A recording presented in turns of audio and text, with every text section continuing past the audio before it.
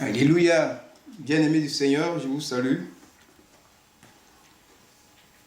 Prenons le livre d'Ésaïe, Ésaïe 59, versets 1 à 3, et confions le message à Dieu. Seigneur, viens nous parler pour la seule gloire de ton nom. Amen. Ésaïe, c'est après les psaumes. Ésaïe 59, versets 1 à 3.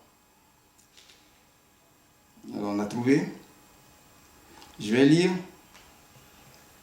Non, la main de l'Éternel n'est pas trop courte pour sauver, ni son oreille trop dure pour entendre. Mais ce sont vos crimes qui mettent une séparation entre vous et votre Dieu. Ce sont vos péchés qui vous cachent sa face et l'empêchent de vous écouter. Car vos mains sont souillées de sang et vos doigts de crime. Vos lèvres profèrent le mensonge, votre langue fait entendre l'iniquité. Alléluia. Voici la parole de Dieu. Ésaïe, c'est un grand prophète en Israël, c'est un hébreu.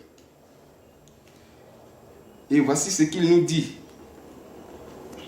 Il parle des enfants d'Israël, des enfants de Dieu.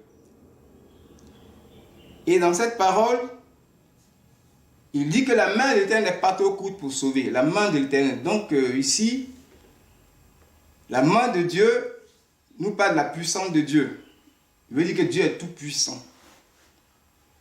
Aucune situation ne peut échapper à Dieu. Et pourquoi ces enfants sont dans une mauvaise situation? C'est parce qu'il y a une séparation entre eux et leur Dieu. Il a dit que le Dieu que nous adorons, il attend tout. Alors si tu ne vois pas la puissance de Dieu, pas de délivrance, à un moment donné de ta vie, pas de guérison, et que tu pries, ta prière n'est pas exaucée, certainement il y a une séparation entre toi et ton Dieu. Et il a qualifié cette séparation-là de péché. Il a énuméré les mains de sang, les doigts de crime, les iniquités. Alors ça nous renvoie à chercher à comprendre qu'est-ce qu'une barrière, qu'est-ce que sont ces barrières-là, cette séparation qui est entre nous et notre Dieu. À un moment donné, tout ne va pas. Alors nous allons chercher à comprendre de quelle séparation il s'agit. Ce sont les péchés. Mais Ésaïe les a énumérés, mais nous allons plus loin que ça. Il faut les découvrir pour qu'on puisse comprendre alors des actes, il y a des situations même dont il faut parler. Ça nous renvoie donc à la parole de Dieu. Donc d'abord, selon la Bible, ce sont des Hébreux, ils ont leur langue, ils parlent souvent le grec. Donc selon ces langues-là, quelles sont ces séparations-là? Et alors, dans un deuxième temps, nous allons classer toutes ces séparations pour les connaître. Alors, selon la Bible, on va aller dans la Bible, nous avons la transgression de la loi de Dieu. Elle nous sépare de Dieu. Donc, nous parle 1 Jean chapitre 3, verset 4. Nous avons le doute. C'est des choses qu'on ignore. Le doute, on en a parlé. Romains 14, verset 23. Jacques chapitre 1, verset 5 à 6. Mais nous avons le refus de faire du bien. Voilà, la Bible nous dit, celui donc qui sait faire ce qui est bien, qui ne le fait pas, commet un péché. Ce sont des choses qu'on ignore. Ça, c'est dans Jacques chapitre 4, verset 17. Il faut faire du bien aux autres. On en a parlé, on en parle souvent. Maintenant, il y a l'iniquité même dont Isaïe a parlé. L'iniquité, c'est la répétition du même péché. C'est une situation dans laquelle certaines personnes se trouvent. C'est la fornication. Copain, copine, ça ne finit pas. C'est le concubinage. Et on vient s'asseoir à la maison de Dieu.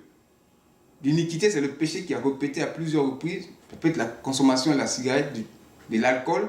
Ça peut être même, tu t'es repenti pour un péché, tu es venu au Seigneur, tu continues de te repentir pour la même chose. Tu confesses le même péché, tu confesses le même péché. Le crime que tu as commis, tu viens à Dieu, tu l'as confessé une fois, c'est tout. Mais il faut donc passer à autre chose. Ça va devenir une iniquité dans ta vie. Les pensées folles et les mauvaises pensées. Vous voyez? Les pensées folles, les mauvaises pensées aussi. Donc, nous parlons de Psaume 24, verset 9. Le Proverbe 24, verset 9. peux lire Marc chapitre 7, verset 21 à 23, mais ce n'est pas tout.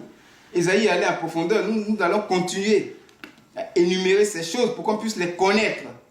C'est un hébreu. Chez les hébreux, qu'est-ce qui peut séparer Dieu d'une personne? Donc le thème de ce message, c'est qu'est-ce qui te sépare de Jésus?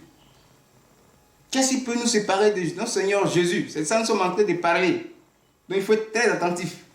Chez l'hébreu, la confusion. Ça peut te séparer de Jésus. Mais dans la Bible, on n'a pas dit que la confusion est un péché. Le défaut. Chez l'hébreu, le défaut. C'est-à-dire les pièces usées, les billets d'argent usés, les pièces d'argent usées qu'on offre à Dieu. C'est du péché. Ce sont des situations de péché dans lesquelles nous sommes. Le mensonge, le mal, chez les Hébreux toujours. Chez les Hébreux, nous sommes dans la langue des Hébreux. La rébellion, les maîtres de crimes dont David, dont Ésaïe a parlé. Les maîtres de sang, les doigts de crimes. Chez les Hébreux, toujours l'erreur, la vanité, la culpabilité, ce sont des péchés. Ce sont des situations de péché, il faut connaître. C'est ça qui fait une barrière entre nous et notre Dieu. Et puisque nous sommes tous dans la Bible, ces langues-là ont été servies pour écrire la Bible. Nous avons le grec qui reste, le désordre. Chez le grec, c'est un péché. Vous voyez? La désobéissance, la convoitise, l'injustice, ça c'est chez les Grecs. Maintenant, nous allons passer même à une classification de ces péchés. C'est très important. Ces situations, il faut connaître la séparation entre toi et ton Dieu. On accuse, on dit non, mais ça ne va pas. Mais il y a quelque chose qui te sépare de ton Dieu. Dieu ne t'entend pas. Nous allons classer ces choses-là. D'abord, nous allons tuer les péchés d'omission. C'est le verbe omettre. L'oubli est un péché. La paresse, la négligence, vous voyez. Jérémie 48, verset 10. Il maudit soit celui qui néglige l'œuvre de Dieu. Ce sont des péchés toujours dans cette même rubrique. Le manque de zèle. C'est un péché. Le manque de gêne. Le manque de prière. Tout ça, ce sont des péchés. Ce sont des situations qui nous séparent de Dieu. Vous voyez? Tu crois être dans une bonne position alors que tu es dans une mauvaise situation. Alors toujours, il faut classifier ces péchés-là. On dit qu'il est présumé. Les péchés qui sont présumés, la présomption. Il y a une classe de péchés. L'ignorance. Le manque de pardon. Tu refuses de pardonner à l'autre. Les mauvais regards, la prostitution des yeux. Tu peux avoir vu la nudité d'une personne, tu détournes ton regard, mais après, tu vas de manière expressement jeter le deuxième coup d'œil. Ça, c'est un péché. Vous voyez? C'est cette situation dans laquelle nous sommes. Vous voyez?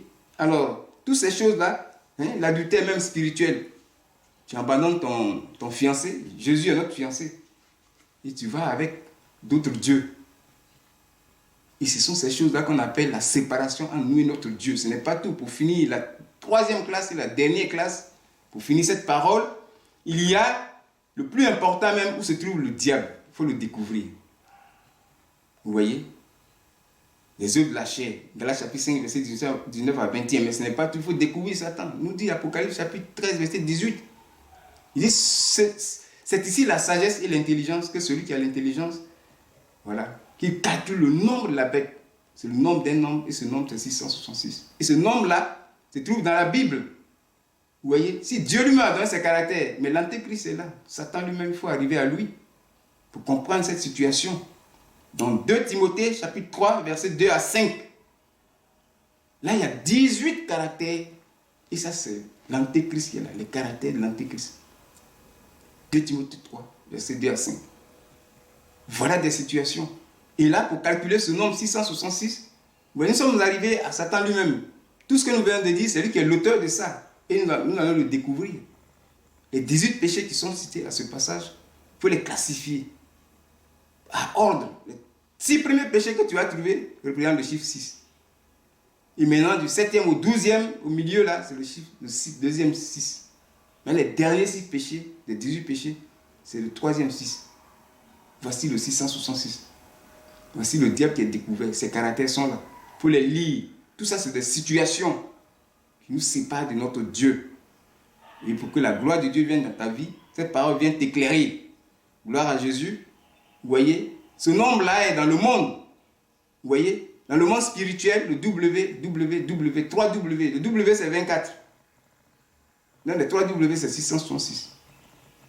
Alléluia. Vous voyez, le diable, on a fini par le trouver lui-même. Nous sommes rentrés dans le péché pour découvrir ce que c'est le péché dont Isaïe parle.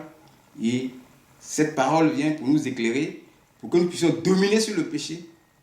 Vous voyez, et bien agir et relever notre face, notre visage, comme nous le conseille la Bible en Genèse 4, verset 7. Voilà la parole que j'avais à vous dire. Prenons au sérieux toutes ces choses, ces situations, ces actes. Évitons-les pour que la gloire de Dieu se manifeste, que nous soyons bénis. Je prie que Dieu nous donne le courage, par son Esprit Saint, pour marcher selon cette parole, au nom de Jésus. Amen.